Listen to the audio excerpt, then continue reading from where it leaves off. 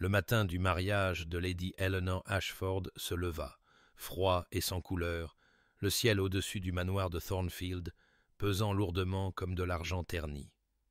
L'automne avait dépouillé les grands chênes de leur gloire, laissant des branches squelettiques griffer les cieux gris, et un vent amer balayait les jardins du domaine, dispersant les dernières feuilles cuivrées sur des pelouses manucurées qui avaient perdu leur verdeur estivale. À l'intérieur de l'ancienne chapelle, les bougies vacillaient sur des murs de pierre qui avaient été témoins de 3 siècles de mariage, de baptême et de funérailles. Bien qu'aujourd'hui, pensa Éléanore, alors qu'elle se tenait devant l'autel, l'atmosphère semblait décidément plus funèbre que festive. À ses côtés, Edmund Ashworth, 5e comte de Thornfield, se tenait aussi rigide que les statues de marbre qui bordaient la crypte de sa famille, la mâchoire serrée, les yeux fixés quelque part au-delà des vitraux qui projetaient une lumière fracturée sur les invités assemblés. Il ne l'avait pas regardée une seule fois, ni pendant la procession, quand elle avait descendu l'allée seule, son père étant décédé 2 ans auparavant, ni pendant la récitation monocorde du vicaire des vœux qui promettait amour, honneur et tendresse, des mots qui semblaient mourir dans l'air froid entre eux. Pas même lorsqu'il glissa la lourde bague des Ashworth à son doigt tremblant, son contact aussi impersonnel que celui d'un banquier effectuant une transaction. Eleanor essaya de trouver quelque chose, n'importe quoi, dans son profil aristocratique qui pût offrir un espoir. La ligne forte de son nez, les cheveux sombres touchés d'argent précoce aux tempes malgré ses 30 ans, les larges épaules qui portaient son titre comme une armure. Mais son visage restait un masque de civilité froide, et quand il prononça ses vœux, sa voix ne portait aucune chaleur, aucune inflexion, rien d'autre que l'accomplissement mécanique d'un devoir. Le déjeuner de noces qui suivit fut un exercice de torture exquise. Éléanore était assise à la table d'honneur dans sa robe de soie ivoire, la dentelle à son cou lui faisant l'effet d'un nœud coulant, tandis que les domestiques glissaient entre les invités, offrant plat après plat élaboré, qui se changeait en cendres dans sa bouche.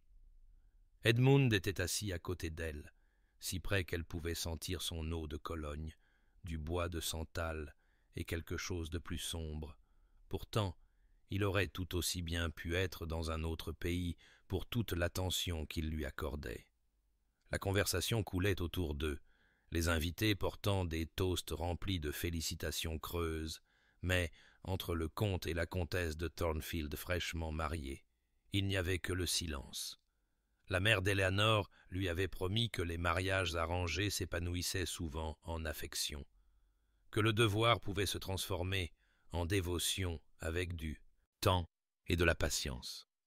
En regardant le profil glacial de son mari, Éléanore sentit les premières graines du doute prendre racine dans son cœur, froide et amère, comme le vent d'automne qui hurlait à l'extérieur des anciens murs du manoir. Mais avant que le destin de nos amoureux ne soit révélé, abonnez-vous pour ne manquer aucun chapitre de romance et de scandale. Et dites-nous dans les commentaires, d'où nous regardez-vous? Maintenant, commençons. Éléanore se réveilla pour son premier matin en tant que comtesse de Thornfield et découvrit que l'autre côté du lit était intact, les oreillers encore parfaitement arrangés, le couvre-lit aussi lisse que de la neige fraîche. Elle avait passé sa nuit de noces seule dans les vastes appartements de la comtesse, écoutant l'horloge du couloir sonner les heures, tandis qu'elle fixait le baldaquin au-dessus de son lit, sa chemise de nuit de trousseau lui semblant une moquerie contre sa peau.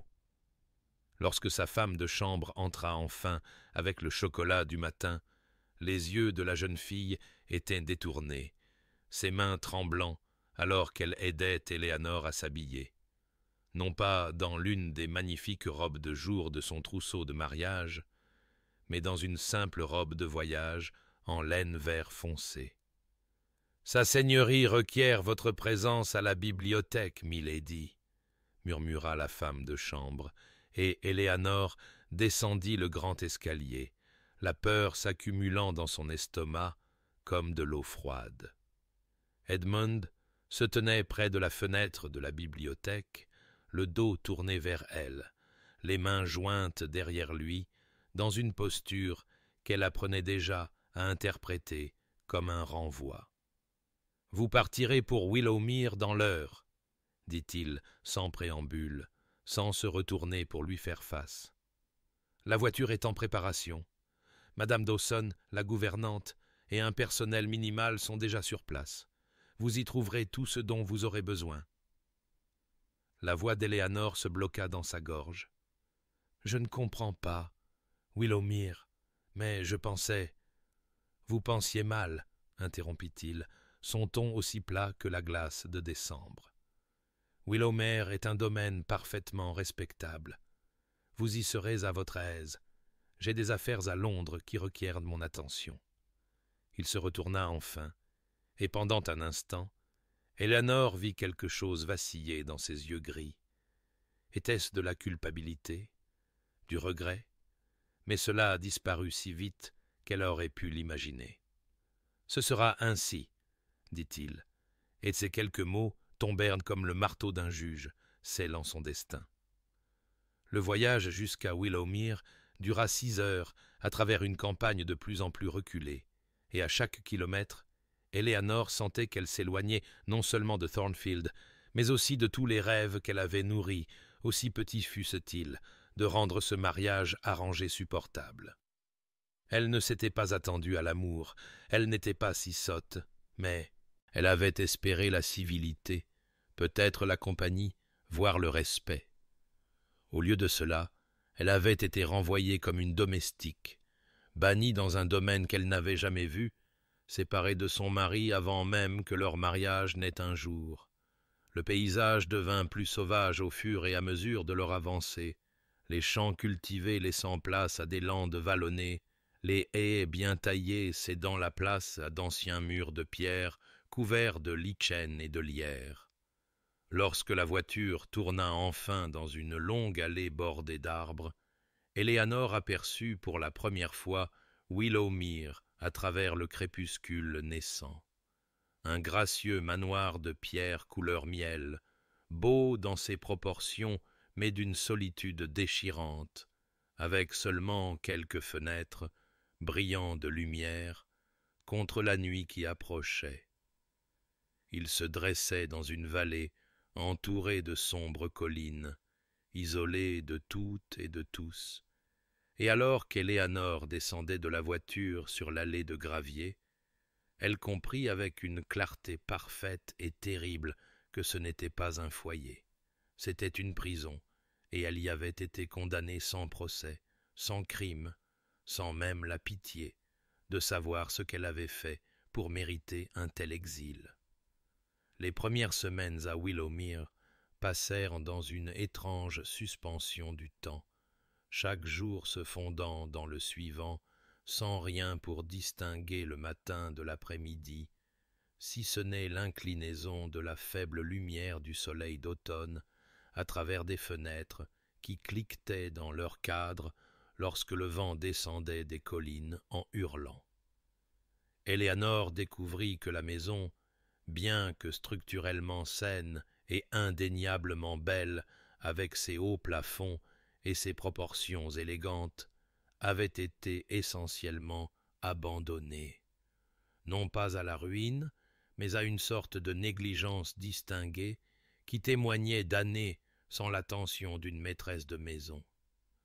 Des draps de protection recouvraient les meubles dans la moitié des pièces, et lorsqu'elle les retira, elle trouva des pièces exquises d'une autre époque.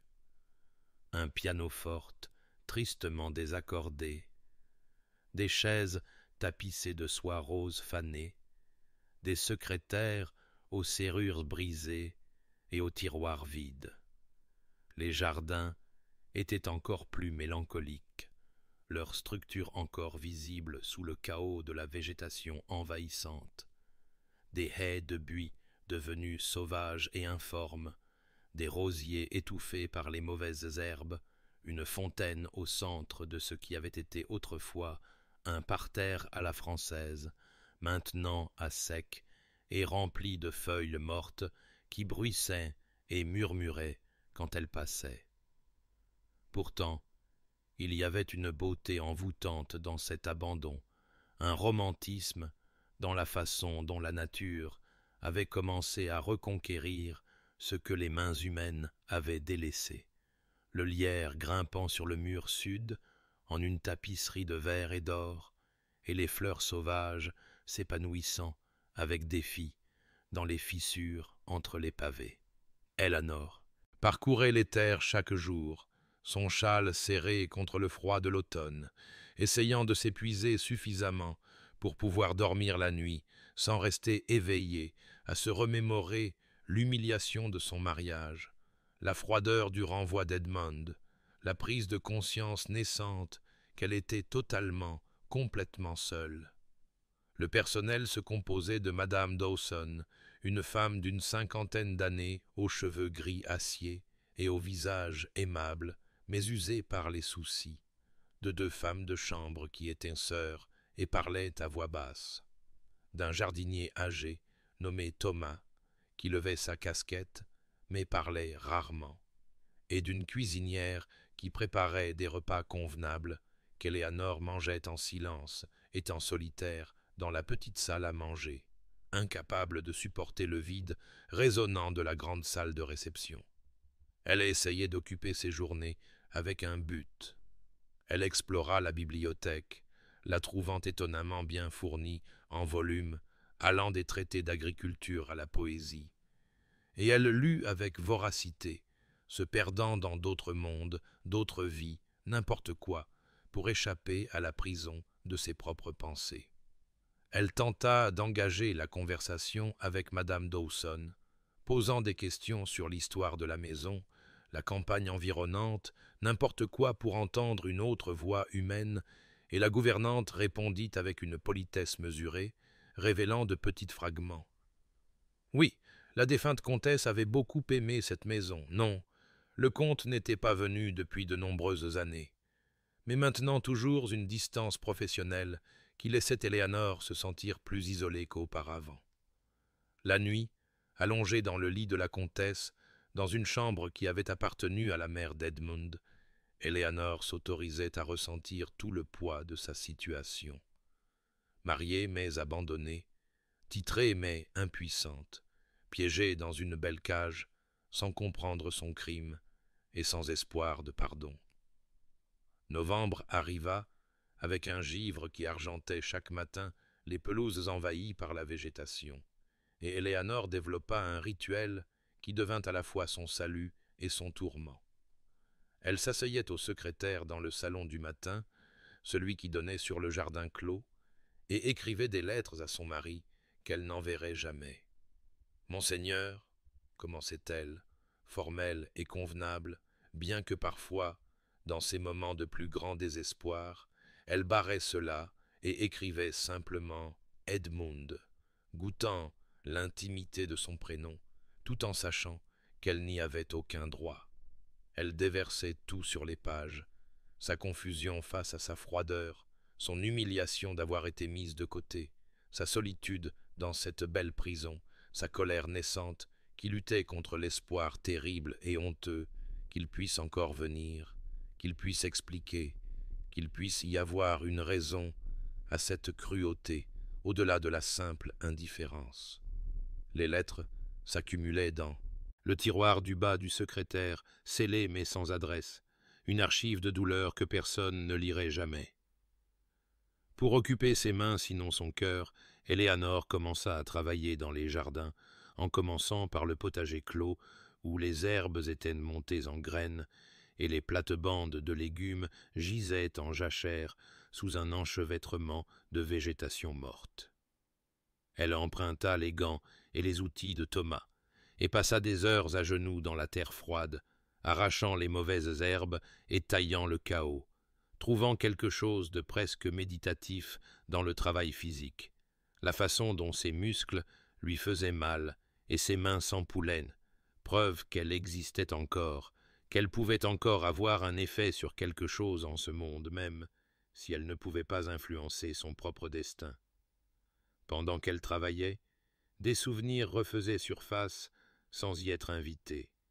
Le bureau de son père dans leur modeste manoir, le soleil de l'après-midi illuminant le désespoir sur son visage, alors qu'il expliquait que les investissements avaient échoué, qu'ils étaient ruinés, que les jeunes sœurs d'Éléanore n'auraient pas de dot, pas de saison mondaine, pas d'avenir, à moins que quelque chose ne puisse être fait. La campagne minutieuse de sa mère pour assurer à Éléanore un parti convenable, la façon dont elle avait entraîné Éléanore à être charmante mais pas trop intelligente, accomplie mais pas trop accomplie, jolie mais pas menaçante. La nuit où ils reçurent l'offre de Lord Thornfield, un comte, veuve jeune et réputé reclus, mais titré et immensément riche, et les larmes de soulagement de sa mère, alors qu'elle tenait les mains d'Éléanore et lui promettait que les mariages arrangés s'épanouissaient souvent en amour, que le devoir et la proximité engendraient l'affection, qu'Éléanore sauvait sa famille et serait sûrement heureuse avec le temps. Éléanore l'avait cru, ou peut-être avait-elle simplement voulu y croire, s'était convaincue qu'elle pourrait amener Edmund à s'attacher à elle, que la patience et la dévotion feraient fondre la glace qui emprisonnait son cœur. Elle se souvenait de l'espoir qu'elle avait porté jusqu'à l'autel comme une flamme fragile, certaine qu'une fois mariés, une fois vraiment seuls ensemble, ils s'adouciraient, la verraient, lui donneraient une chance de se montrer digne du titre qu'elle prenait. La cruauté n'était pas qu'il l'eût épousée par devoir, elle s'y était attendue, l'avait acceptée, mais qu'il n'ait même pas pu lui offrir la dignité élémentaire de sa présence, qu'il ne lui ait pas donné l'occasion d'essayer. C'était un après-midi gris de fin novembre, lorsque Madame Dawson trouva Éléanore dans la bibliothèque, recroquevillée sur le rebord d'une fenêtre, avec un livre qu'elle ne lisait pas vraiment, regardant la pluie strier les fenêtres à meneaux. La gouvernante apporta du thé sans qu'on le lui demande, et pour la bonhomme. Première fois depuis l'arrivée d'Éléanore, elle s'attarda après avoir posé le plateau, ses mains burinées se tordant dans son tablier. « Pardonnez-moi, milady, commença-t-elle, sa voix prudente, mais je vous ai observé ces dernières semaines, travaillant dans ces jardins, mangeant seule, et je pense que vous méritez peut-être de comprendre. » Éléanore posa son livre, son cœur s'emballant soudainement. « Comprendre quoi, Madame Dawson ?» La femme plus âgée s'installa dans un fauteuil en face d'elle, une entorse au protocole qui en disait long. Sa seigneurie n'a pas toujours été comme il est maintenant. Quand je suis venu pour la première fois au service de sa mère, il était un garçon de 14 ans, brillant et gentil, bien que déjà sérieux. Mais le vieux comte, son père, était un homme dur, porté sur le jeu et les maîtresses, et le scandale de tout cela pesait sur la famille comme un linceul. Puis vint la tragédie. L'héritier, Lord James, le frère aîné de sa seigneurie, mourut dans un accident d'équitation. Certains dirent que c'est le chagrin causé par les excès de leur père qui le rendit imprudent. Le comte lui-même décéda moins de 6 mois plus tard, son cœur ayant lâché, et soudain, Edmund devint le comte à peine 20 ans, accablé de dettes, de déshonneur et du poids d'un titre qu'il n'avait jamais pensé hériter. Éléanore écoutait, son thé refroidissant dans ses mains, les pièces d'un puzzle commençant à former une image. Sa mère, la comtesse, l'amena ici à Willowmere pour qu'il se rétablisse, continua Madame Dawson, sa voix s'adoucissant au souvenir. C'était son endroit préféré, loin des commérages de Londres et des fantômes de son mari. Elle travaillait elle-même dans ses jardins, et pendant un temps, sa seigneurie sembla guérir. Puis il rencontra une jeune femme, Lady Catherine Winters, et nous pensions tous, pas dit que... Elle marqua une pause, choisissant ses mots avec soin. Nous pensions tous qu'elle le sauverait complètement. Ils se fiancèrent en quelques mois. Mais Lady Catherine, il s'est avéré, se souciait plus du titre que de l'homme. Quand elle découvrit l'étendue réelle des dettes héritées du comte, elle rompit les fiançailles publiquement, cruellement, affirmant qu'elle ne pouvait pas se lier à une couronne qui venait avec le déshonneur. L'humiliation faillit le détruire. Eleanor sentit quelque chose bouger dans sa poitrine, une terrible compréhension naissant. Et puis sa mère est décédée l'hiver suivant, dit doucement Madame Dawson. Une fièvre, rapide et impitoyable. Après cela, sa seigneurie ferma Willowmere et n'y retourna jamais, jusqu'à ce qu'il vous envoie ici. Les mots restèrent en suspens dans l'air entre elles, lourds de sens. Eleanor comprenait maintenant, comprenait les murs qu'Edmund avait construits autour de son cœur, la peur qui avait dû le saisir face à un autre. Mariage arrangé, une autre femme qui ne voudrait que son titre, une autre occasion de trahison et de perte. Mais la compréhension n'apaisait pas la piqûre du rejet, ne réchauffait pas le lit froid dans lequel elle dormait seule, ne comblait pas le vide retentissant de cette maison. « Merci de me l'avoir dit », dit finalement Eleanor, sa voix stable malgré le tumulte intérieur. « Mais, Madame Dawson, je ne suis pas Lady Catherine. Je n'ai jamais demandé ce titre, et je n'ai certainement jamais demandé à être exilée de mon mari avant même que notre mariage ne soit consommé. Quelles que soient les blessures qu'il porte, il en a infligé de nouvelles sans me donner la chance de prouver que je ne suis pas son ennemi. » La tempête frappa le 1er décembre avec une fureur qui semblait presque personnelle, comme si les cieux eux-mêmes s'étaient offensés de l'isolement mélancolique de Willowmere. Eleanor se trouvait dans le salon du matin quand le vent commença à hurler, une plainte sourde qui s'éleva en un cri strident alors que la pluie s'abattait contre les fenêtres avec une telle violence qu'elle craignit que le verre ne se brise. En moins d'une heure, l'eau s'infiltrait par une fissure dans le toit au-dessus du couloir est, les anciennes plaques de plomb, cédant finalement après des années de négligence, et l'une des femmes de chambre accourut en larmes vers Eleanor, rapportant que le toit de l'écurie s'était partiellement effondré et que Thomas essayait désespérément de calmer les chevaux terrifiés. Eleanor sentit quelque chose se cristalliser en elle, une clarté qu'elle n'avait pas ressentie depuis son arrivée dans ce domaine solitaire. C'était sa maison, sa responsabilité, et il n'y avait personne d'autre pour la gérer. Elle rassembla Mame Dawson et donna des instructions avec une autorité calme qui la surprit elle-même. Des seaux et des bassines pour recueillir l'eau, des drapes de protection pour les meubles, des couvertures à descendre de l'armoire à linge pour les chevaux, s'il fallait les déplacer dans la remise.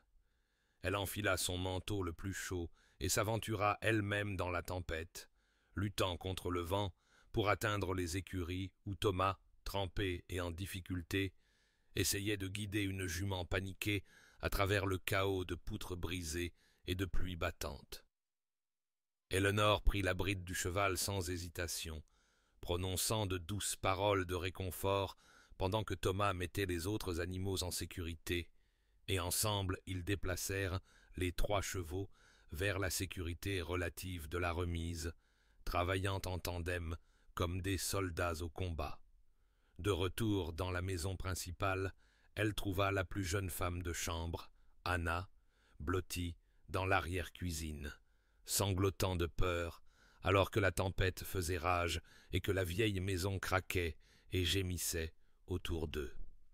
Eleanor s'agenouilla à côté d'elle, prenant les mains froides de la jeune fille dans les siennes, Écoute-moi, dit-elle fermement mais doucement.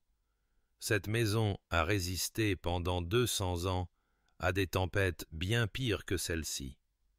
Elle tiendra cette nuit, et nous tiendrons avec elle. Mais j'ai besoin que tu sois courageuse maintenant. Peux-tu m'aider ? La jeune fille hocha la tête, essuyant ses larmes, et Éléanore la mit au travail pour trier le linge endommagé, lui donnant un but pour surmonter sa peur. Tout au long de cette longue nuit, Éléanore se déplaça dans Willowmere comme un capitaine sur un navire en mer agitée, vérifiant son petit équipage, évaluant les dégâts, prenant des décisions qui auraient semblé impossibles à la mariée incertaine qui était arrivée ici 2 mois plus tôt. À l'aube, la tempête s'était calmée, laissant la destruction dans son sillage, des tuiles cassées, des vitres de serre brisées, des arbres tombés, des caves inondées.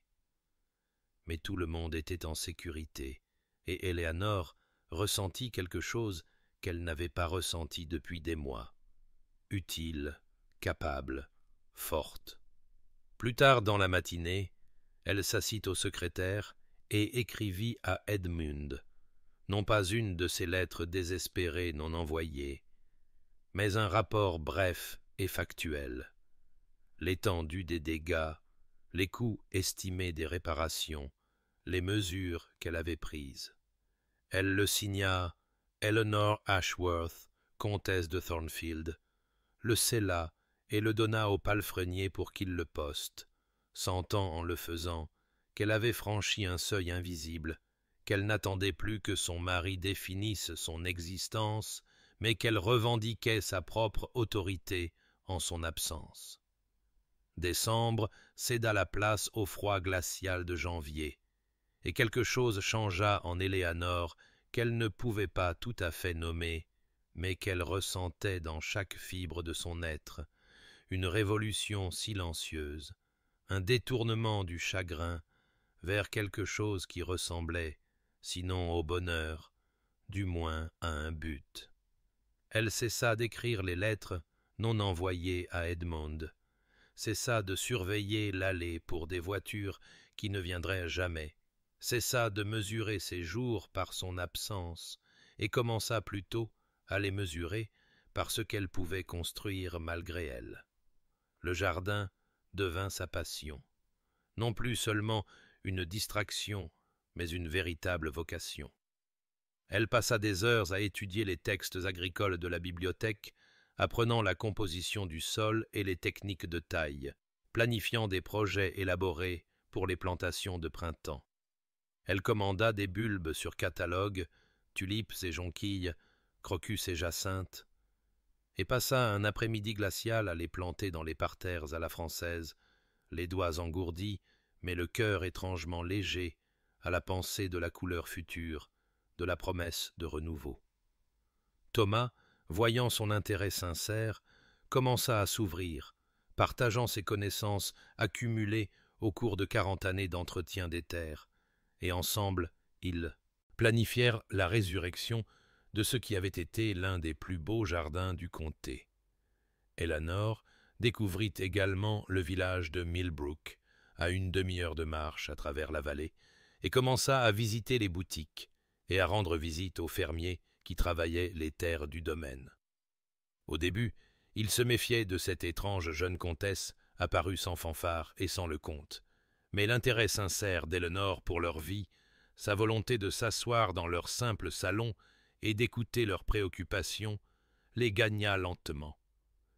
Elle aida à faire venir le médecin lorsque le vieux M. Peters tomba malade, envoya des paniers de conserve des cuisines de Willowmere aux familles en difficulté pendant l'hiver, et paya discrètement les réparations du toit de l'église avec sa propre allocation. La rumeur se répandit que la nouvelle comtesse n'était pas comme le vieux comte, froide et distante, mais gentille et présente, et progressivement Willowmere commença à ressembler moins à un exil qu'à un foyer. Il y avait maintenant de petites joies qui ponctuaient ces journées comme des notes de grâce dans une composition difficile. Le matin, où elle prit son thé à la fenêtre du salon et regarda la brume s'élever du fond de la vallée, transformant le paysage en quelque chose d'éthéré et de magnifique. L'après-midi, où elle trouva le premier perce-neige fleurissant sous le chêne, minuscule, parfait et incroyablement courageux. Le soir où madame Dawson lui sourit, vraiment sourit, et dit « Vous avez redonné vie à cet endroit, milady ». Eleanor pressa le perce-neige entre les pages de son journal et réalisa avec une surprise tranquille qu'elle n'avait pas pensé à Edmund de toute la journée, n'avait pas ressenti la vive douleur du rejet qui était devenue si familière, n'avait pas aspiré à quelque chose qu'elle ne pouvait pas avoir. Elle apprenait, lentement et douloureusement, à construire une vie sur les ruines de ses attentes, et bien que ce ne fût pas la vie qu'elle avait imaginée le jour de son mariage, elle devenait, à sa manière, une vie digne d'être vécue. Edmund Ashworth se tenait à la fenêtre de sa maison de ville londonienne sur Grosvenor Square, un verre de brandy tiédissant dans sa main, et regardait la pluie d'hiver transformer les pavés en miroirs noirs qui reflétaient les lampes à gaz comme des étoiles tombées. Derrière lui, le salon resplendissait de lumière et de luxe. Tapis turcs, peintures italiennes, meubles français, tout l'attirail de la richesse et de la position qui ne signifiait absolument rien quand on était totalement, irrémédiablement seul. Il n'avait pas dormi correctement depuis le mariage, n'avait pas connu un instant de paix depuis qu'il avait vu la voiture d'Eleanor disparaître au bout de l'allée de Thornfield, emportant avec elle quelque chose qu'il refusait de nommer, mais qu'il ressentait aussi vivement qu'une blessure. La société le sollicitait, bien sûr. Des invitations arrivaient quotidiennement pour des bals et des soirées, des concerts et des dîners, tous désireux d'accueillir le comte de Thornfield, fraîchement marié à son retour à Londres. Mais il les déclinait toutes, incapable de supporter les questions sur sa comtesse absente, peu disposé à inventer des mensonges sur sa santé ou sa préférence pour la vie à la campagne. La vérité était indicible. Il l'avait épousée et bannie en l'espace de 12 heures, avait regardé son visage plein d'espoir devant l'autel et n'avait ressenti que la panique, que la terrible certitude qu'elle était exactement comme Catherine, une autre belle femme qui voulait son titre, sa richesse, sa position, mais pas l'homme abîmé qui les accompagnait. Il se disait qu'il avait été sage, qu'il s'était protégé d'une trahison inévitable, qu'il valait mieux être seul par choix que détruit par l'ambition d'une autre femme. Mais tard dans la nuit, lorsque le brandy ne parvenait pas à apporter l'oubli et que la maison craquait autour de lui dans l'obscurité, le visage d'Eleanor le hantait, non pas tel qu'il était au déjeuner de noces, confus et blessé, mais tel qu'il était en descendant l'allée, nerveuse mais composée, ses yeux cherchant dans son visage un signe de bienvenue, une indication que ce mariage arrangé pourrait devenir quelque chose de supportable. Il ne lui avait rien donné, et le souvenir de sa cruauté le rongeait comme de l'acide. Les flashbacks venaient sans y être invités. Le rire de Catherine, quand elle lui avait dit qu'elle ne pouvait absolument pas épouser un comte accablé de scandales et de dettes, la façon dont elle avait fait de leur rupture de fiançailles le sujet de conversation de tout Londres, le dépeignant comme instable et inconvenant. La mort de sa mère 6 mois plus tard, la lumière s'éteignant dans ses yeux, alors qu'elle murmurait qu'elle avait espéré le voir heureux. Les années depuis, se déplaçant dans la société comme un fantôme, son cœur enfermé dans une glace qu'il se disait être une armure, mais qu'il soupçonnait être de la lâcheté. Lorsque la lettre d'Eleanor arriva, brève, factuelle, rendant compte des dégâts de la tempête à Willowmere. Edmund la lut 3 fois, cherchant entre les lignes une accusation ou une supplication, et ne trouvant ni l'une ni l'autre, seulement une gestion compétente et une dignité tranquille. Elle ne lui avait rien demandé, ne l'avait pas supplié de venir ou de s'expliquer, l'avait simplement informé de la situation et des mesures qu'elle avait prises pour y remédier. La signature, Eleanor Ashworth, comtesse de Thornfield, le frappa comme un coup, le nom qu'elle avait tout à fait le droit de porter, mais qu'il ne lui avait jamais donné l'occasion de revendiquer. Pour la première fois depuis qu'il l'avait renvoyée, Edmond sentit quelque chose se fissurer dans la forteresse gelée de son cœur, le terrible soupçon naissant qu'il ne s'était pas protégé d'une trahison, mais en avait plutôt commis une, qu'Eleanor n'était pas Catherine, et qu'il avait puni une femme innocente pour les péchés d'une autre. Février amena un dégel à Londres, mais Edmond ne ressentit que le gel de plus en plus profond de sa propre honte, alors que les rapports de Willowmere commençaient à arriver avec une fréquence croissante. D'abord vint une lettre de Bridgeworth, son intendant, qui avait visité le domaine pour évaluer les dégâts de la tempête et était resté pour compiler un rapport complet. « Monseigneur, commençait-elle de l'écriture précise de Bridgeworth, je dois vous informer que la comtesse a entrepris des améliorations remarquables à Willowmere. Les réparations de la tempête ont été achevées efficacement et en deçà du budget. Plus notablement, sa grâce a initié la restauration des jardins, établi des relations productives avec les fermiers et apporté un niveau de gestion au domaine qu'il n'avait pas connu depuis de nombreuses années. J'avoue que je suis impressionné par ses capacités et son dévouement. » Edmund lut la lettre 2 fois, puis se versa un autre brandy, les mots « impressionné par ses capacités » résonnant dans son esprit comme une accusation.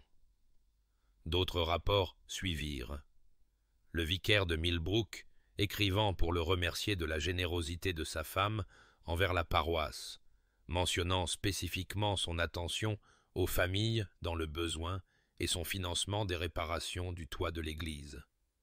Un fermier nommé Hewitt, exprimant sa gratitude pour le fait que la comtesse avait organisé des soins médicaux lorsque sa femme était tombée malade, les sauvant de la misère. Thomas, le jardinier, soumettant des plans pour les plantations de printemps qui portaient les annotations d'Éléanore d'une écriture soignée et féminine, ces suggestions étant à la fois pratiques et ambitieuses.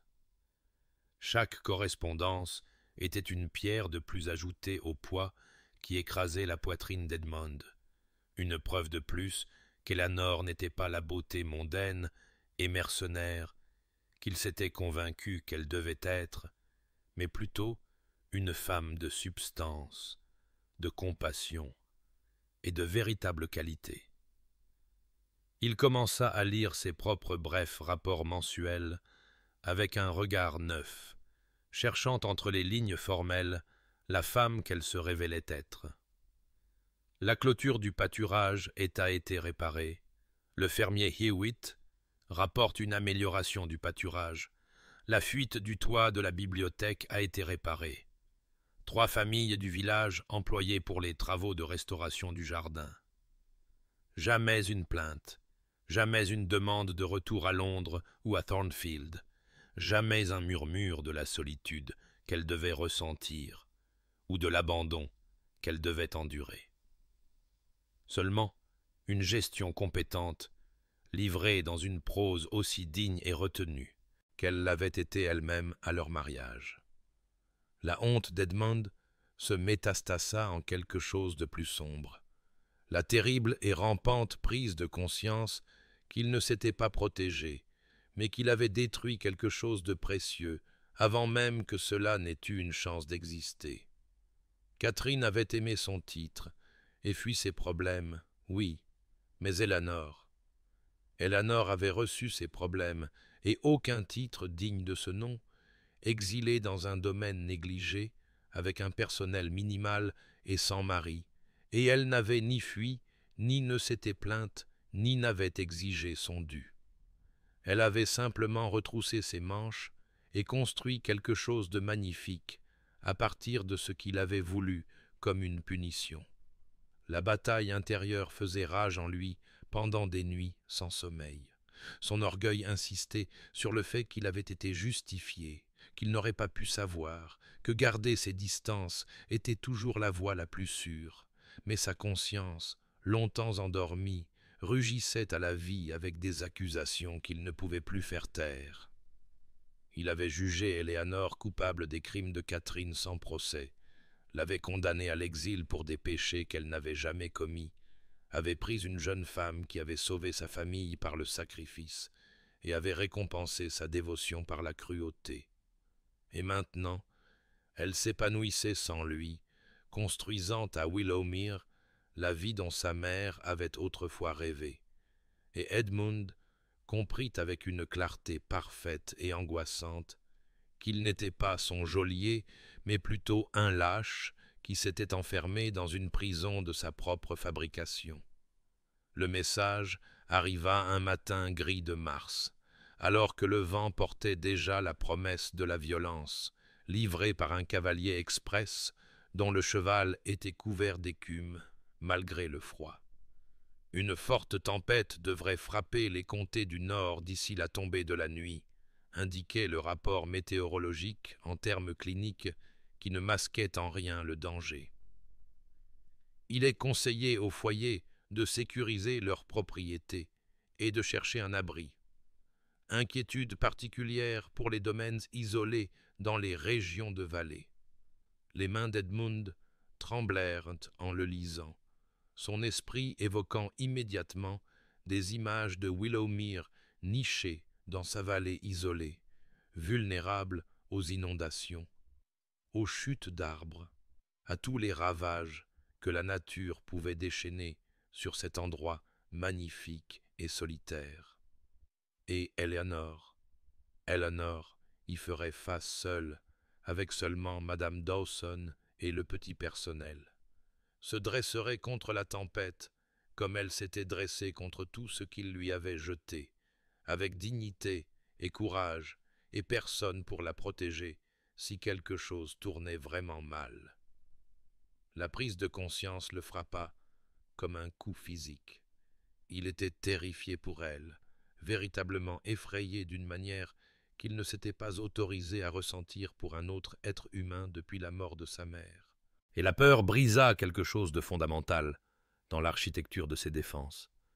Il arpenta son bureau comme un animal en cage, des arguments se livrant bataille dans son esprit avec un désespoir croissant.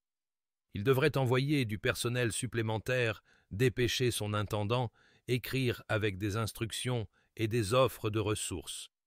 Tout sauf ce que son cœur lui hurlait de faire, c'est-à-dire y aller lui-même, chevaucher jusqu'à elle, être là quand la tempête frapperait, car la pensée d'Éléanore faisant face au danger seule était soudainement, totalement insupportable. Mais quel droit avait-il d'apparaître maintenant, après des mois d'abandon? Quel accueil possible pouvait-il attendre d'une femme qu'il avait traitée avec un tel mépris?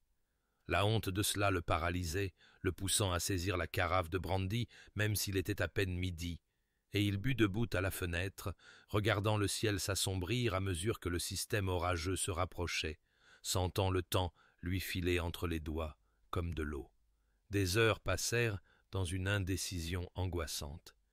Il rédigea une douzaine de lettres et les brûla toutes, appela son cheval, puis annula l'ordre, arpenta, but et se maudit d'être un lâche, tandis que le vent commençait à hurler dans les rues de Londres et que les premières grosses gouttes de pluie s'écrasaient contre la vitre.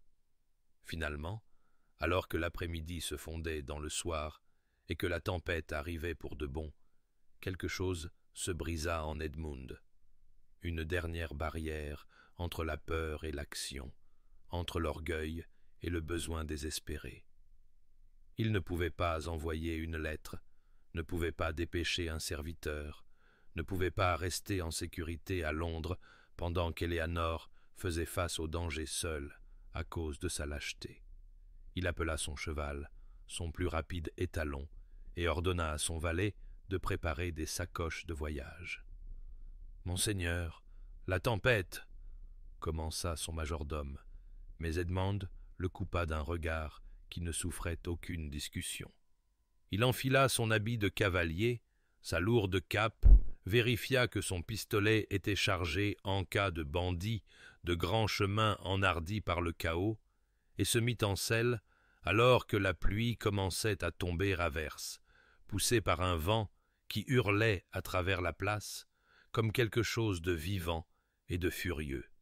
Il ne savait pas ce qu'il dirait en arrivant à Willowmere, ne savait pas si Eleanor le laisserait même franchir la porte, savait seulement qu'il devait l'atteindre, devait voir de ses propres yeux qu'elle était en sécurité, devait enfin être le mari qu'il aurait dû être depuis le début, même s'il avait 6 mois de retard.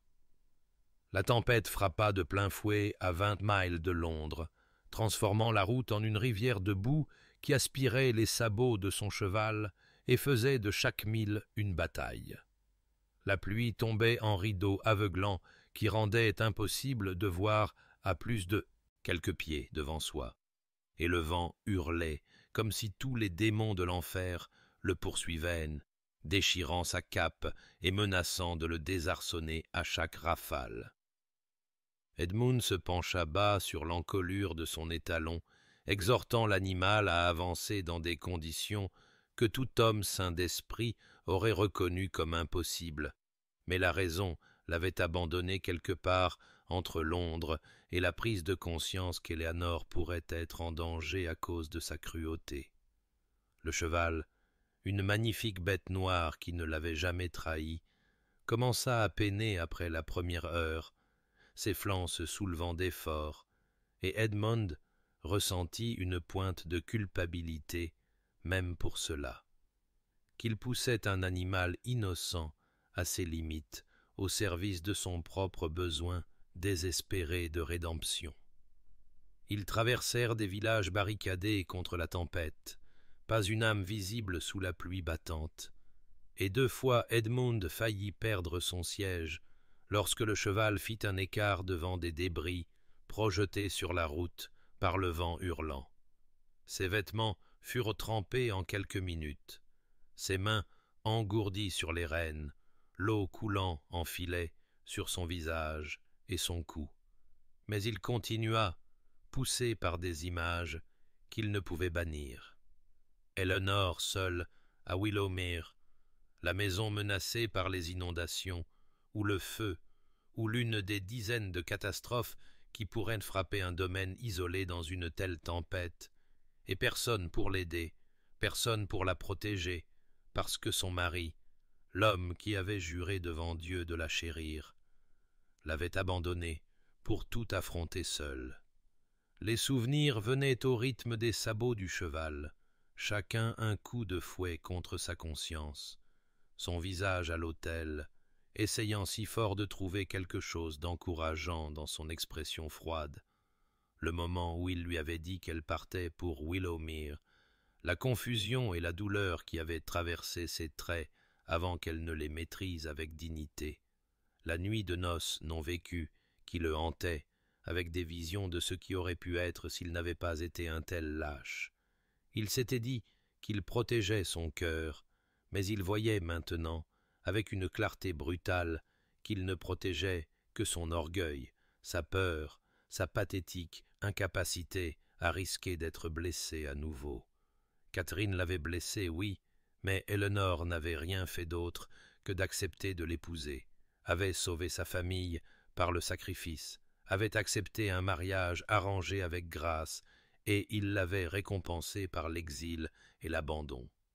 Au moment où Edmund atteignit l'auberge du Golden Heart à mi-chemin, il était presque méconnaissable, couvert de boue, trempé, ses beaux vêtements collant à lui comme des haillons, son allure aristocratique dissoute dans la détermination désespérée d'un homme possédé.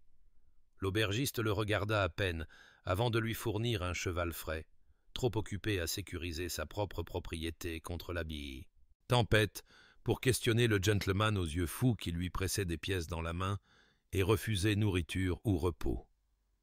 Edmund remonta en selle malgré les avertissements de l'aubergiste, malgré le fait que la tempête s'aggravait au lieu de se calmer, malgré tout ce que la pensée rationnelle exigeait, car la rationalité l'avait abandonné 6 mois plus tôt, et l'instinct, L'instinct pur et désespéré était tout ce qui lui restait pour le guider vers Eleanor. Eleanor se tenait dans le hall d'entrée de Willowmere alors que l'après-midi déclinait vers le soir, passant en revue ses préparatifs avec l'efficacité calme d'un général avant la bataille. L'avertissement météorologique était arrivé ce matin-là par l'intermédiaire du gendarme du village, et elle avait immédiatement mis sa maisonnée en mouvement avec des instructions affinées par l'expérience de la tempête de décembre et perfectionnées par des mois de gestion du domaine.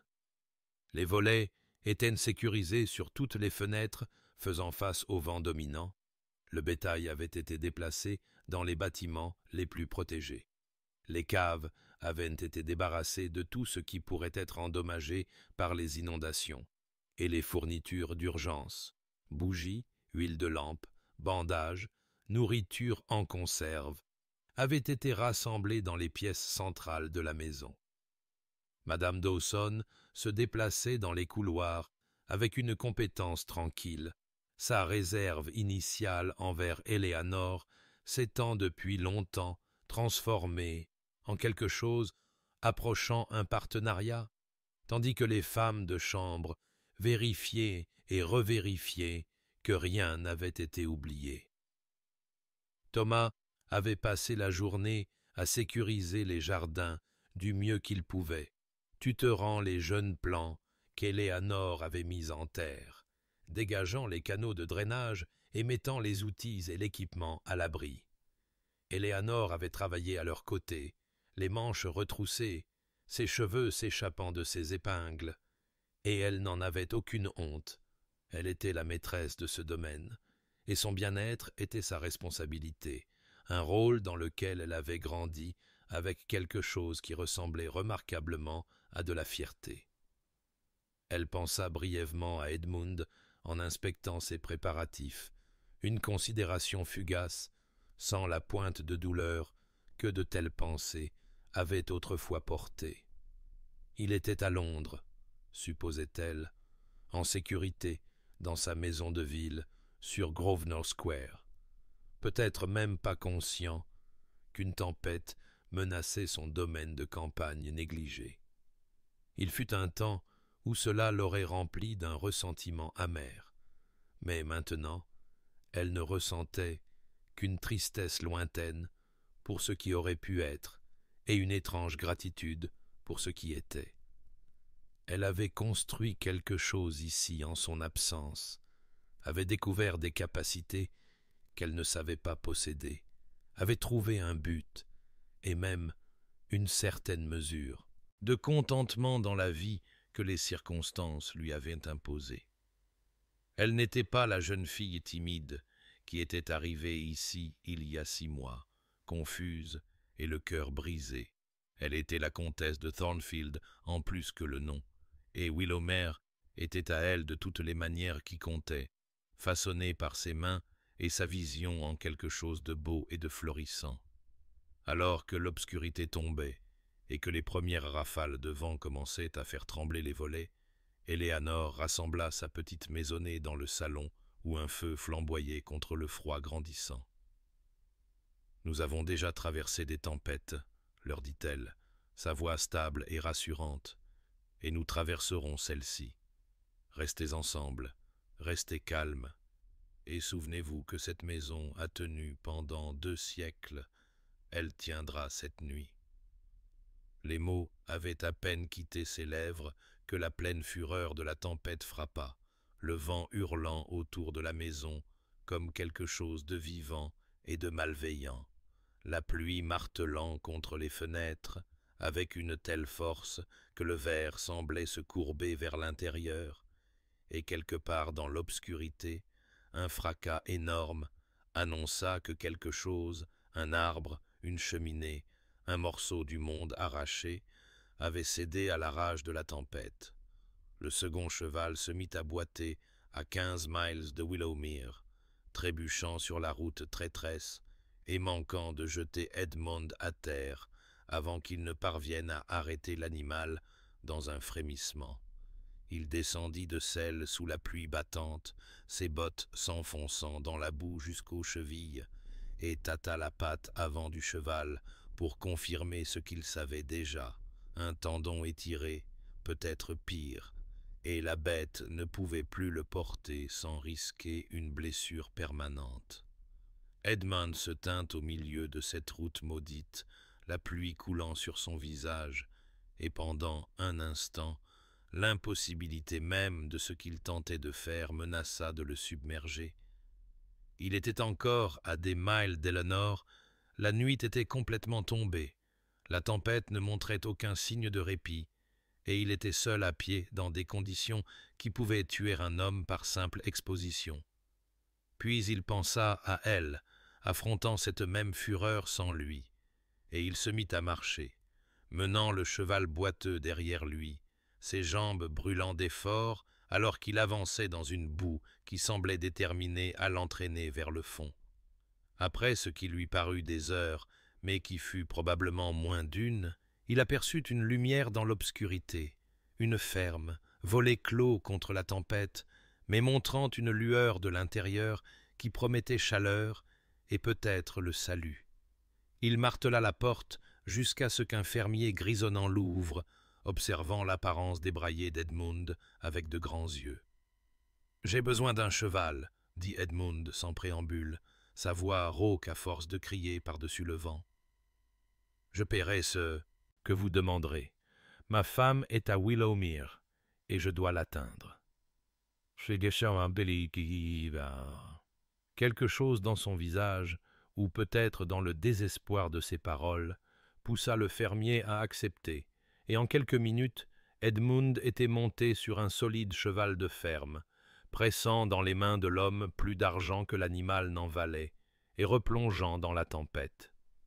Le paysage était devenu un royaume cauchemardesque de vent et d'eau, les repères familiers rendus invisibles par l'obscurité et la pluie, la route à peine discernable des champs environnants, transformés en lacs peu profonds. La nouvelle monture d'Edmund était vaillante mais lente, et sa frustration montait à chaque foulée laborieuse, chaque minute qui passait, tandis qu'Eleanor restait hors de sa portée. Il poussa le cheval plus fort qu'il n'était sage, et lorsqu'ils atteignirent le sommet d'une colline où le vent frappa avec une fureur renouvelée, Edmund se sentit glisser sur le côté de la selle, ses mains engourdies perdant leur prise sur les rênes, puis il tomba, heurtant le sol assez fort pour lui couper le souffle et envoyer une douleur fulgurante dans ses côtes.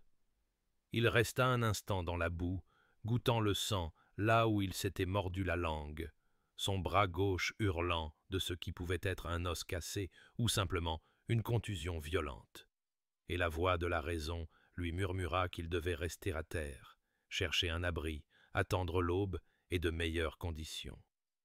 Mais le visage d'Eleanor se dressa devant lui, non pas froid ou accusateur, mais simplement telle qu'elle avait été à leur mariage, pleine d'espoir malgré tout, essayant si fort de trouver quelque chose digne d'amour en lui. Et il se força à se relever, attrapa les rênes du cheval et se hissa de nouveau en selle par la seule force de sa volonté. Le dégoût de soi qui s'était accumulé pendant des mois se cristallisa en quelque chose de pur et de terrible. Il lui avait fait ça, il avait pris son espoir et l'avait écrasé, il l'avait renvoyé pour tout affronter seul, et s'il mourait sur cette route en essayant de l'atteindre, ce ne serait que ce qu'il méritait.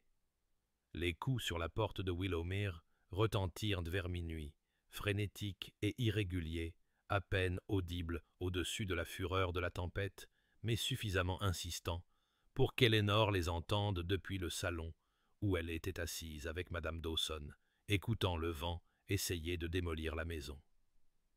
Elle se leva immédiatement, prenant une bougie, malgré les protestations de la gouvernante, un instinct qu'elle ne pouvait nommer la poussant vers la porte, le cœur battant soudainement la chamade.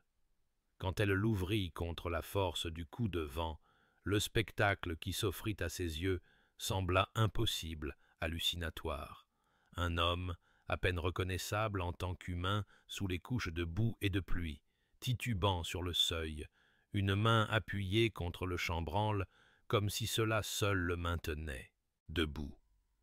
Pendant une fraction de seconde, elle ne le reconnut pas, puis la reconnaissance frappa comme un éclair. Edmund, son mari, ici. Son visage était d'une pâleur mortelle sous la crasse, ses vêtements déchirés et trempés, son bras gauche tenu dans un angle étrange contre ses côtes, et ses yeux étaient hagards et désespérés, fixés sur son visage avec une intensité qui lui coupa le souffle. « Eleanor !»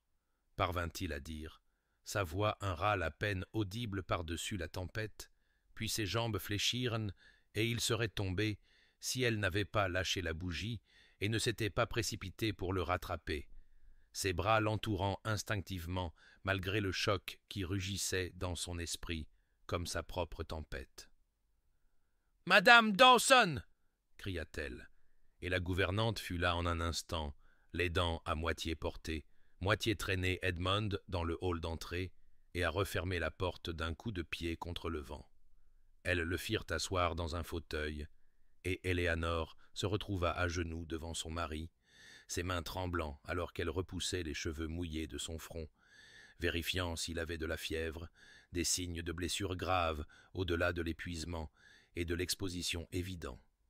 Sa respiration était laborieuse, sa peau froide comme de la glace, et quand elle sonda prudemment son bras gauche, il siffla de douleur entre ses dents serrées.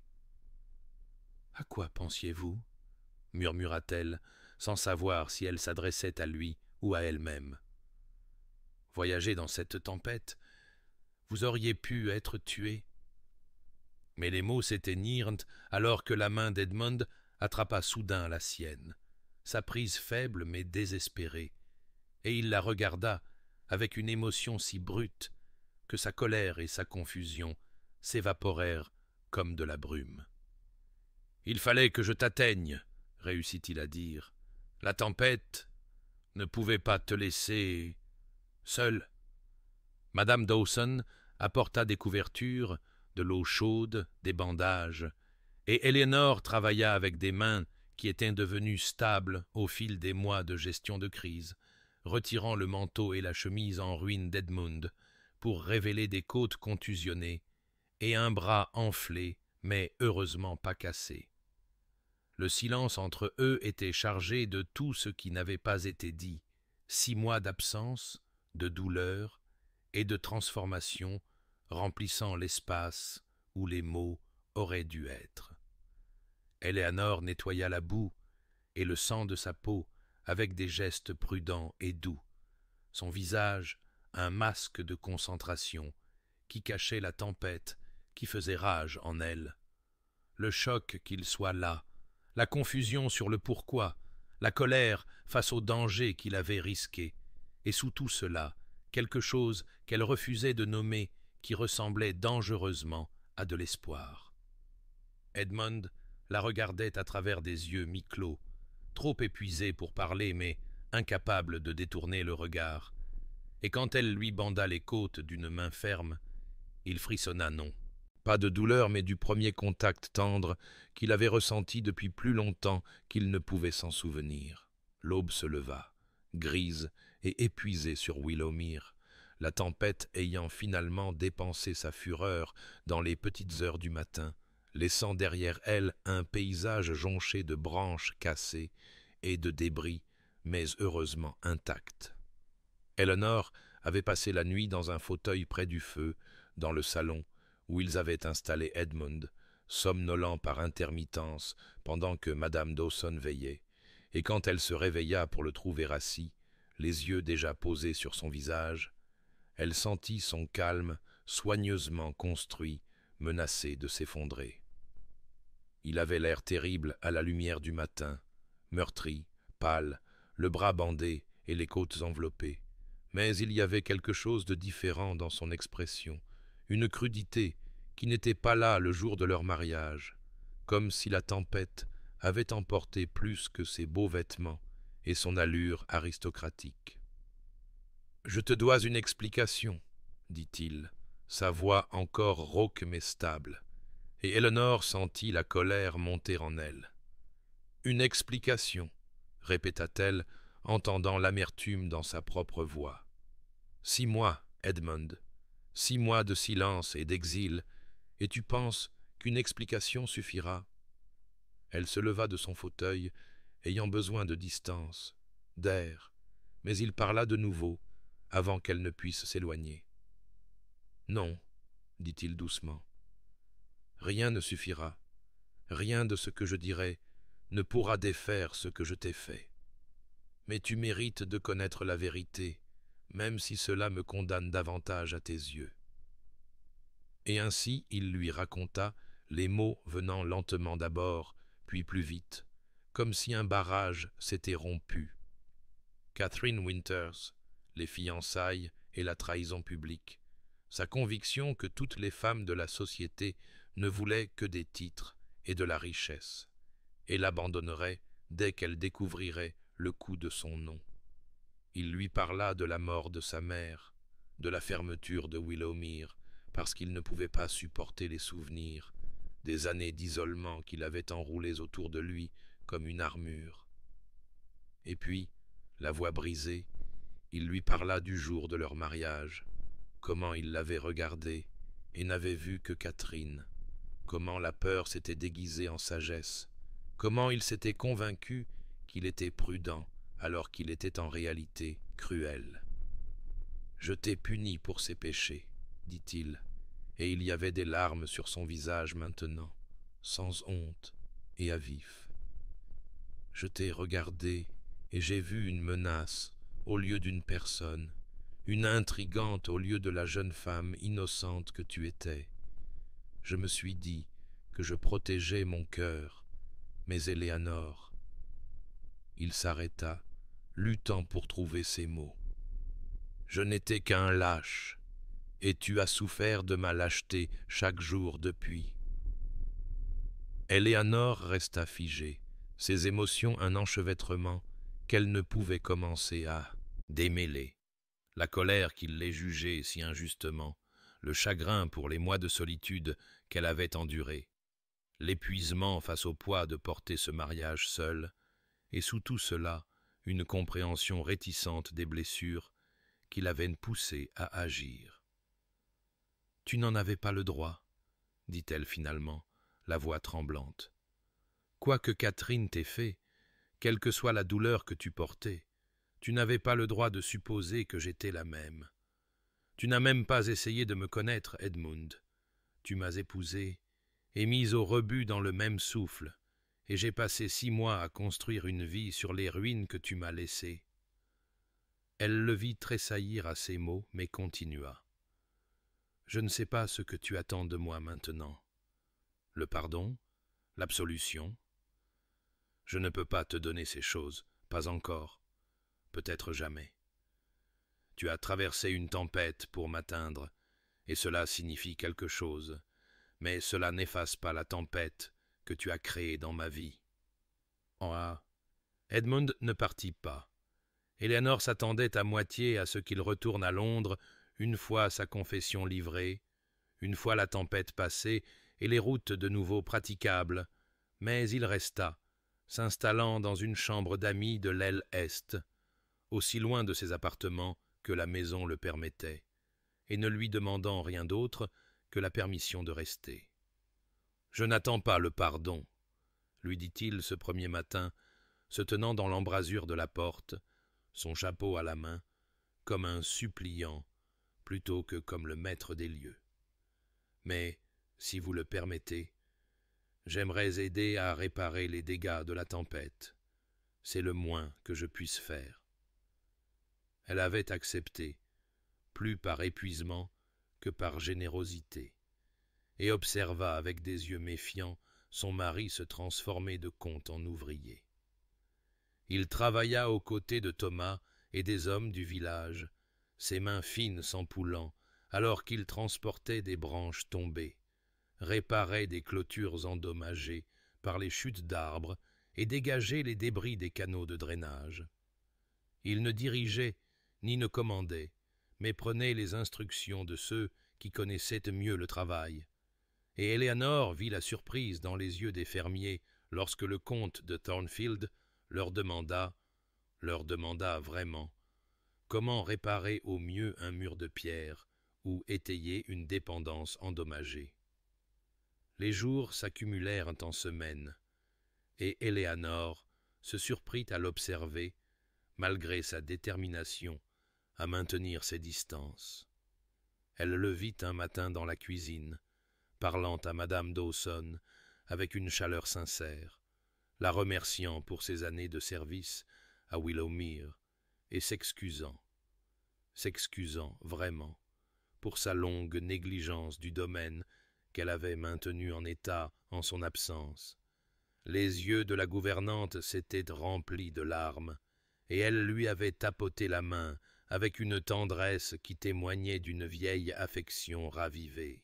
Eleanor le vit au village, s'arrêtant pour parler au vieux monsieur Hewitt, le fermier, dont la femme était tombée malade des mois auparavant, et elle était assez proche pour entendre les mots d'Edmund.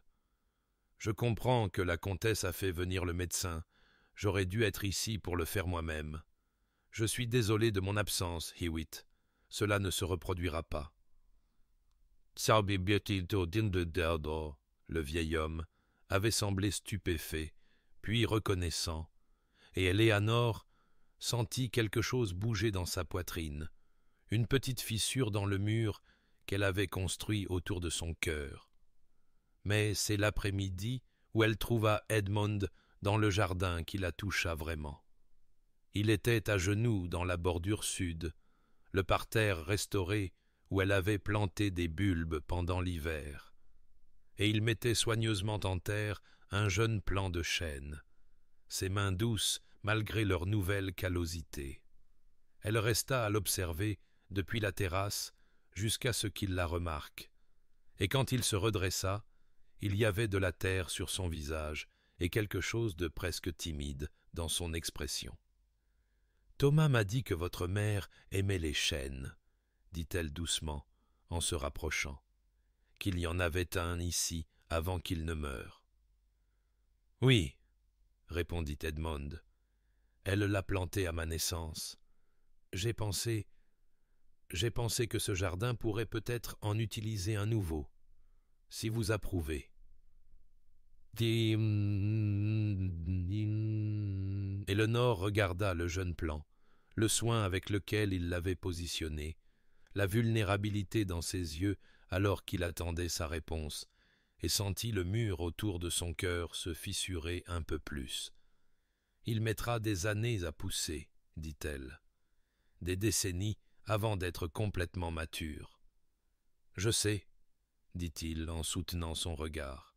« J'espère que je serai là pour le voir. » Le printemps arriva timidement à Willowmere, les premières pousses vertes, perçant une terre encore froide de l'hiver, et avec lui vint un dégel d'une autre nature. Eleanor et Edmund commencèrent à parler. Non pas les échanges formels de gestion du domaine ou les politesses à table, mais de vraies conversations qui commencèrent avec hésitation et s'approfondirent progressivement en quelque chose approchant la compréhension. Cela commença un soir où Eleanor lisait dans la bibliothèque et Edmund entra, s'arrêtant sur le seuil comme incertain de son accueil. « Puis-je me joindre à vous ?» demanda-t-il, et quand elle hocha la tête, il s'installa dans le fauteuil en face du sien, le feu crépitant entre eux comme un être vivant.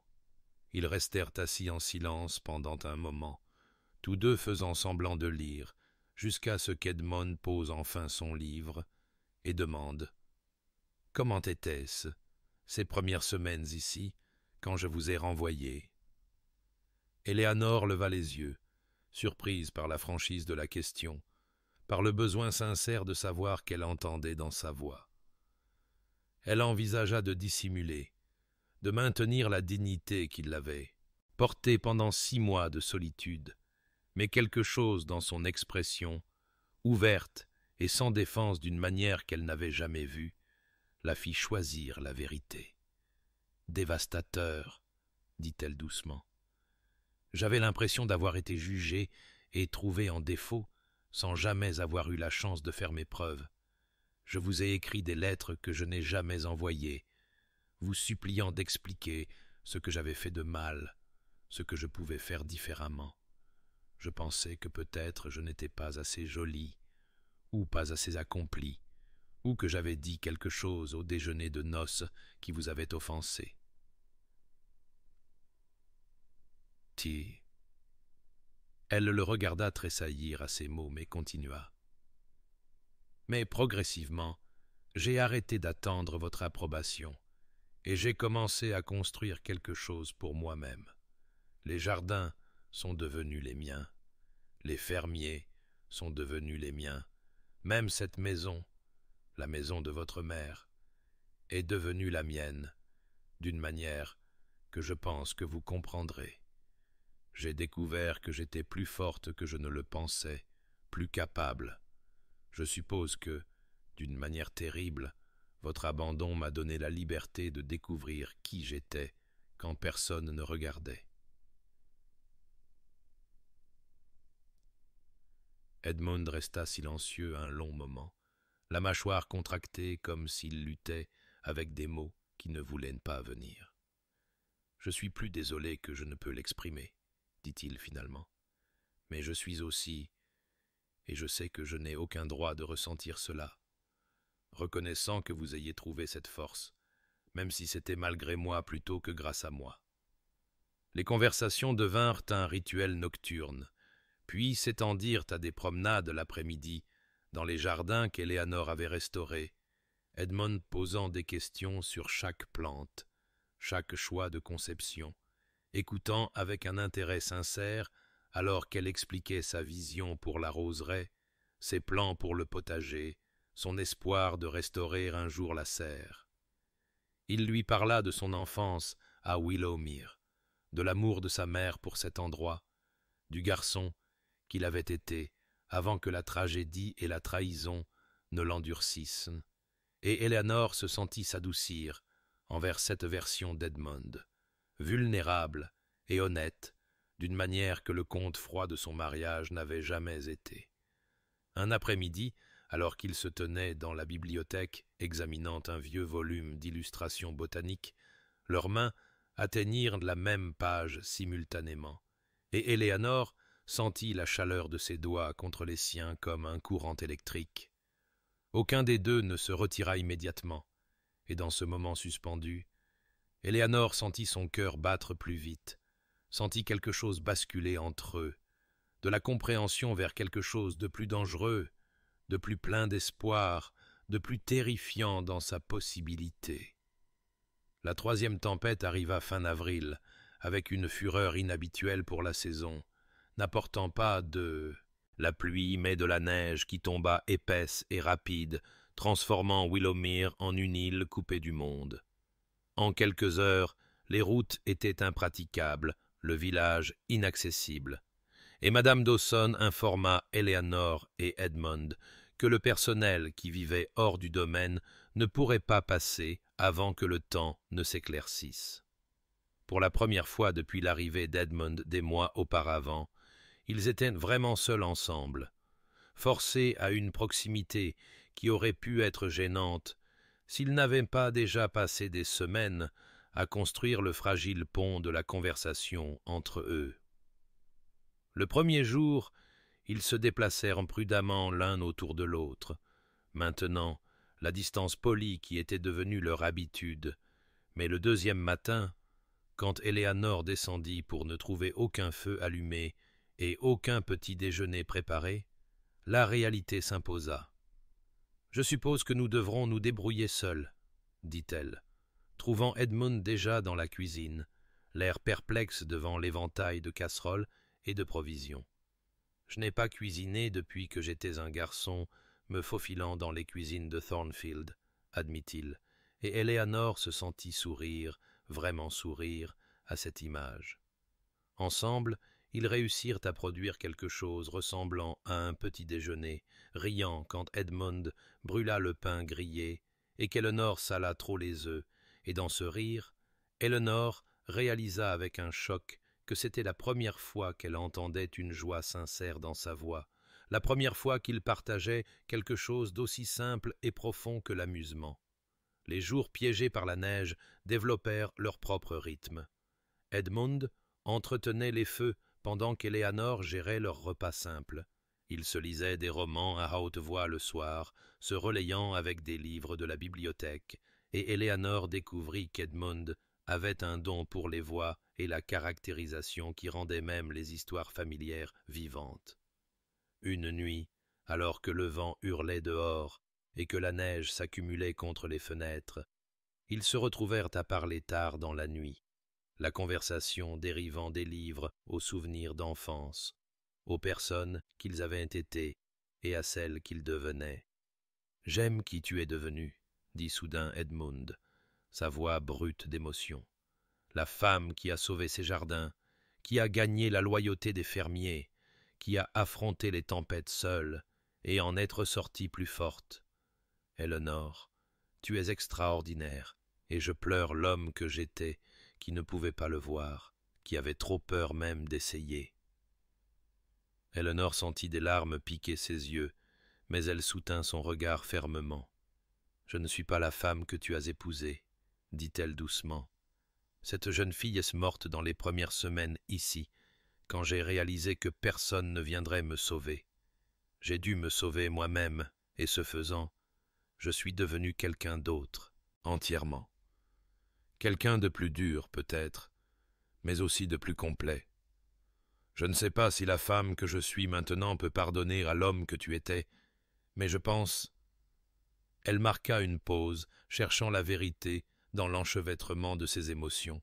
« Je pense qu'elle pourrait être capable d'aimer l'homme que tu deviens. » Les mots restèrent en suspendus entre eux comme une promesse, fragile et précieuse, et quand Edmund tendit la main à travers l'espace entre leurs fauteuils pour prendre la sienne, Eleanor le laissa faire, sentant la chaleur de son contact les ancrer tous les deux contre la tempête qui faisait rage à l'extérieur et l'espoir qui fleurissait, timide mais réel, à l'intérieur.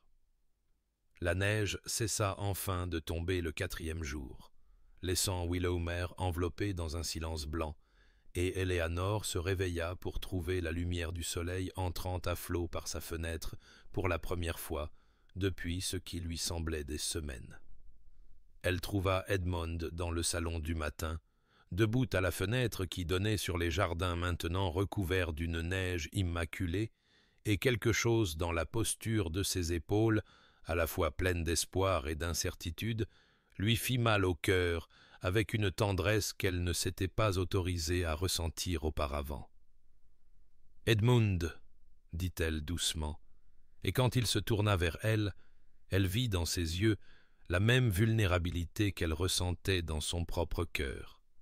« J'ai réfléchi à ce que tu as dit sur le fait d'aimer qui je suis devenu, et j'ai réalisé quelque chose. Je ne peux pas redevenir la jeune fille qui a descendu l'allée il y a 6 mois, espérant plaire à un mari qui ne voulait même pas la regarder. Cette jeune fille a disparu. » Elle le regarda commencer à parler, à s'excuser de nouveau, mais elle leva la main. « Laisse-moi finir. Je ne peux plus être elle, et je ne pense pas que tu puisses être l'homme qui l'a renvoyée. Nous sommes des personnes différentes maintenant, façonnées par la douleur, la séparation et le travail, pour devenir meilleurs que nous n'étions. Alors j'ai décidé... » Elle prit une profonde inspiration, se sentant comme au bord de quelque chose de vaste et de terrifiant. « J'ai décidé que je veux essayer, non pas de récupérer ce que nous aurions dû être, mais de construire quelque chose de nouveau, quelque chose de réel, si tu es d'accord. » Edmund traversa la pièce en 3 enjambées, s'arrêtant juste assez près pour qu'elle puisse sentir sa chaleur, voir l'émotion à nu sur son visage. « Eleanor » souffla-t-il, et son nom dans sa bouche sonnait comme une prière, comme une absolution, comme tout ce qu'elle ne savait pas qu'elle avait besoin d'entendre. Je passerai le reste de ma vie à essayer d'être digne de cette chance, à essayer d'être le mari que tu mérites, je le jure. » Elle leva la main, qui ne tremblait que légèrement, et toucha son visage.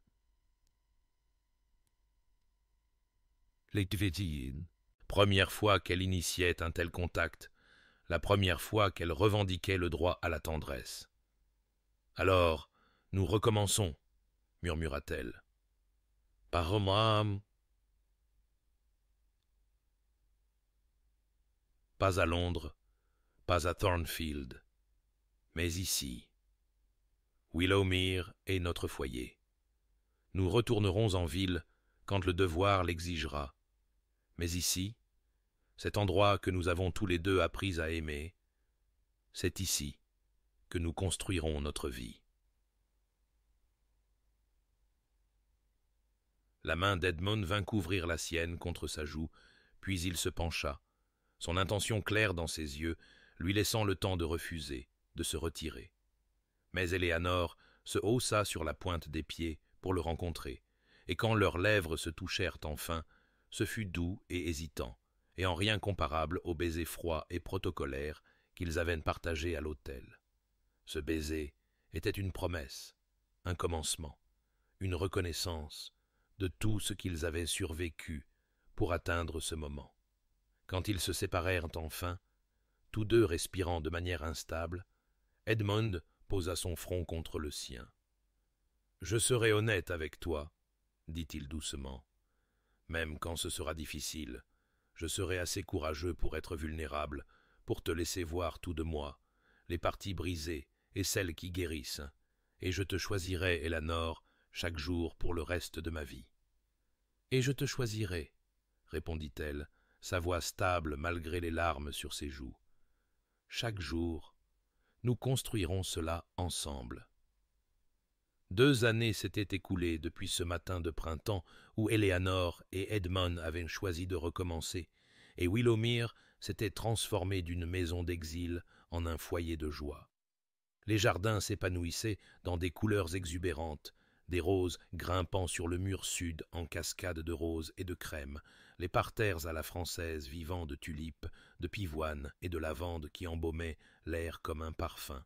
Et au centre de tout cela, le jeune chêne qu'Edmund avait planté grandissait, fort et droit, ses branches commençant déjà à s'étendre vers le ciel. Par un après-midi doré de mai, Eleanor se tenait à la fenêtre du salon du matin, regardant son mari poursuivre leur fils à travers ses jardins. James, âgé de 3 ans, poussant des cris de rire tandis qu'Edmund l'attrapait et le soulevait haut, et dans ses bras, leur fille Catherine, nommée sans ironie ni amertume, mais comme un symbole de pardon, somnolait paisiblement, son petit poing blotti contre l'épaule d'Eleanor. C'était cela le bonheur, pensa Eleanor, non pas le genre dramatique et grandiose qu'elle avait autrefois imaginé dans ses rêves de jeune fille, mais quelque chose de plus profond et de plus précieux. Le choix quotidien d'aimer, de pardonner, de construire quelque chose de beau sur des fondations brisées. Edmund rentra du jardin, James sur ses épaules, tous deux rouges et riants, et quand il vit Eleanor là, avec leur fille, quelque chose dans son expression lui coupa le souffle, même maintenant, même après 2 ans d'un mariage qui était enfin devenu réel. « Tu m'as sauvé, » dit-il plus tard ce soir-là, après que les enfants se furent endormis et qu'ils se furent assis ensemble dans le salon, sa tête reposant sur son épaule, son bras autour de sa taille. « Tout ce que j'ai, tout ce que je suis maintenant, c'est parce que tu as eu le courage de me donner une seconde chance. » Eleanor leva la tête pour le regarder, voyant l'homme qu'il était devenu, toujours capable de mélancolie, portant encore les cicatrices de son passé, mais ouvert maintenant, vulnérable, assez courageux pour aimer sans armure. « Non, » dit-elle doucement, levant la main pour toucher son visage. « Nous nous sommes sauvés l'un l'autre. Tu m'as donné l'espace pour découvrir ma force, même si tu ne le voulais pas, et je t'ai donné le pardon dont tu avais besoin pour devenir l'homme que tu étais toujours censé être. Nous avons construit cela ensemble, Edmund. Chaque conversation difficile, chaque moment où nous avons choisi la confiance plutôt que la peur, chaque jour où nous avons décidé d'essayer. C'est ce qui nous a sauvés tous les deux. Cher auditeur, peut-être vous demandez-vous pourquoi je vous raconte cette histoire d'un mariage froid et d'une longue rédemption. C'est parce que la transformation est rarement instantanée, rarement facile, et jamais sans coût. L'amour, le véritable amour, exige la patience d'attendre que les murs s'écroulent, le courage d'être vulnérable lorsque chaque instinct crie à l'autoprotection, et la sagesse de comprendre que nous portons tous des blessures qui façonnent notre vision du monde. Edmund a puni Éléanore pour les péchés d'une autre femme, oui, mais combien d'entre nous font de même, laissant les blessures passées dicter nos choix présents, construisant des prisons que nous appelons protection. Et pourtant, si nous sommes assez courageux pour risquer à nouveau notre cœur, si nous sommes assez patients pour donner aux autres la chance de grandir, si nous sommes assez honnêtes pour admettre nos propres faiblesses et assez humbles pour demander pardon, nous pourrions découvrir que la rédemption est toujours possible, que personne n'est au-delà du salut, et que les plus beaux jardins poussent parfois dans le sol de nos plus profondes peines. Tout le monde mérite une seconde chance, d'être vu pour qui il est vraiment plutôt que pour celui que nous craignons qu'il soit, de prouver qu'il peut changer, de construire quelque chose de nouveau sur les ruines de ce qui fut.